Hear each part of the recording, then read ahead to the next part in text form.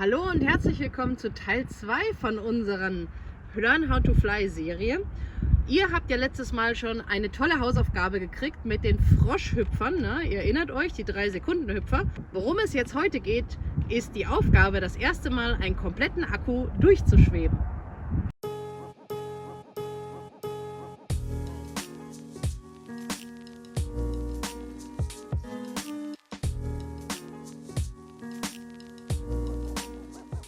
Wir sind wieder zurück hier auf meinem windigen Flugfeld. Ich entschuldige mich für alle Windgeräusche, die es vielleicht geben könnte. Heute geht es darum, dass ihr einen kompletten Akku durchschwebt. Das heißt, von letztem Mal mit hoch und vielleicht doch wieder runter, geht es jetzt darum, dass ihr dieses Mal einen kompletten Akku schwebt. Also je nachdem, was ihr eingestellt habt, 3 bis, keine Ahnung, 6 Minuten. Das kann ganz schön heftig sein für die Konzentration und für den Kopf, aber es ist ja auch das große Ziel. Das heißt nicht, dass ihr das sofort können müsst, sondern das ist euer großes Ziel. Ihr solltet ja jetzt ungefähr schon ein bisschen ein Gefühl für den Heli bekommen haben. Das heißt, ihr macht jetzt eigentlich so ähnlich weiter. Ihr stellt den Heli wieder mit dem Heck zu euch hin, hebt ab und jetzt müsst ihr euch teilweise wahrscheinlich ein bisschen zwingen, den Hubschrauber wirklich in der Luft zu halten. Selbstverständlich möchte ich nicht, dass wenn ihr merkt, das Ding haut immer weiter ab, immer weiter ab, immer weiter ab, dass ihr ihn dann einfach laufen lasst. Aber was sehr viel dabei helfen kann, ist, wenn ihr euch einen Bereich ausdenkt, wie eine kleine Area, in der ihr bleiben wollt. Das hat mir zum Beispiel auch beim Autorotationstraining sehr viel geholfen, weil wenn ich jetzt hier auf so einem offenen Feld bin, könnte ich ja rein theoretisch überall landen. Ne? Und das weiß euer Kopf ja auch. Und wenn man sich einen Bereich steckt, in dem man landen will, im Idealfall ist außenrum auch noch ganz schlechte Verhältnisse, ein Graben, ein Feld oder sonst irgendwas. Ihr werdet sehen, wie präzise ihr auf einmal werdet.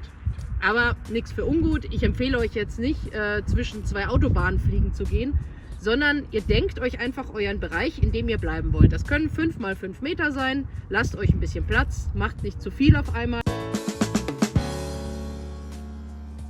Aber euer Ziel ist, mit dem Heck zu euch in diesem Bereich zu fliegen. Das muss jetzt nicht so festgenagelt stillstehend aussehen, sondern das kann auch ruhig so ein bisschen der hier sein, das ist total egal. Aber ihr versucht in dem Bereich zu bleiben, ihr versucht den Heli zu kontrollieren. Nicht der Heli kontrolliert euch, sondern ihr kontrolliert den Heli. Ihr bleibt in dem Bereich, das Heck schaut immer zu euch, wenn es sich wegdreht. Entweder weil der Gyro schlecht eingestellt ist oder weil ihr euch zu weit von euch entfernt, habt ihr 2 Möglichkeiten. Die erste Möglichkeit ist, ihr dreht das Heck wieder zurück per Hand mit dem Knüppel. Die zweite Möglichkeit ist, ihr setzt ab, lauft hin, stellt den Heli wieder anständig hin und hebt wieder ab. Das müsst ihr selbst entscheiden, da kann ich euch jetzt keinen Tipp geben. Im Idealfall lernt ihr natürlich irgendwann mit dem Heck umzugehen. Wenn ihr euch zu unsicher fühlt, setzt den Heli lieber ab und versucht es nochmal. Ihr habt alle Zeit der Welt, niemand hetzt euch. So gesehen würde ich jetzt sagen, wir fangen direkt an. Und weil wir Vorbilder sind und uns das angewöhnen wollen, machen wir wie immer unsere Vorflugkontrolle. Das heißt, wir gucken, ob der Heli mechanisch in einem guten Zustand ist, alle Teile leichtgängig laufen, ob euer Akku vollgeladen ist, ob eure Servos nicht stehen bleiben, komisch zucken oder irgendwas anderes machen, ob eure Gyro-Wirkrichtungen stimmen.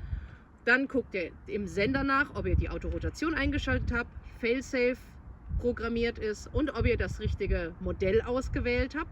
Das sind wichtige Sachen, die solltet ihr immer überprüfen und dann gilt wie immer, zuerst den Sender einschalten, das Modell auswählen, Autorotation reinmachen, dann den Helikopter mit dem Akku verbinden. Und wenn ihr fertig seid, erst den Helikopter abstecken, dann die Funke ausmachen. Niemals andersrum, sonst wird es wirklich gefährlich.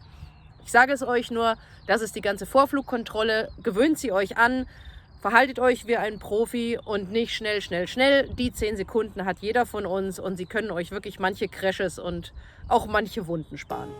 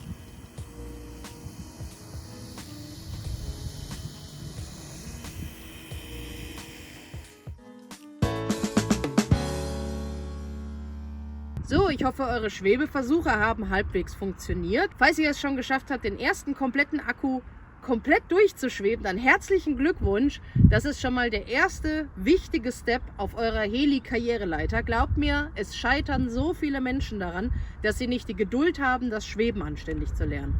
Ich weiß, dass es immer sehr herausfordernd ist, weil man im Simulator ja sehr viel mehr kann, man möchte dann schon hin und her fliegen und Kreise und alles. Macht es in echt nicht. Am Simulator könnt ihr machen, was ihr wollt. In echt bitte Step by Step. Das ist ganz wichtig, weil sonst habt ihr nur unnötige Crashes, unnötigen Frust. Und ich möchte eigentlich nicht, dass ihr vorzeitig mit diesem schönen Hobby aufhört, weil ihr einfach ein paar Schritte übersprungen habt. Naja, gut, wenn ihr jetzt schon den kompletten Akku fertig geschwebt habt, dann würde ich sagen, macht auf jeden Fall so weiter. Verinnerlicht das. Versucht auch mal im nächsten Schritt schon ein bisschen gezielt zu schweben. Also versucht mal von eurem Rechteck, von eurem Quadrat, mal gezielt den Heli in die linke Ecke zu manövrieren, da zu bleiben, in die rechte Ecke zu manövrieren, da zu bleiben, nach vorne, nach hinten. Nehmt euch nicht zu viel vor, lasst euch Zeit. Ich bin, glaube ich, bestimmt 3 Monate vor mich hingeschwebt. Jeder hat eine andere Lernkurve, macht euch nicht verrückt, lasst euch nicht von irgendwelchen anderen Piloten verrückt machen. Ihr lernt in eurem Tempo, das ist ganz wichtig. Und dann würde ich sagen, macht so weiter und dann sehen wir uns in Episode 3 wieder. So, ich hoffe, euch hat diese Episode weitergebracht. Ihr habt etwas Neues gelernt und habt jetzt schöne Hausaufgaben, die ihr machen könnt. Wie immer gilt, wenn irgendetwas ist, Fragen, Anregungen, Kommentare, wenn ich vielleicht irgendwas vergessen habe zu erwähnen oder wenn ihr noch spezielle Wünsche habt, dann zögert nicht, das unten in die Kommentare zu schreiben. Ansonsten bleibt mir nur zu sagen, Dankeschön fürs Zuschauen und die Trainingsbitch und ich sagen Tschüss!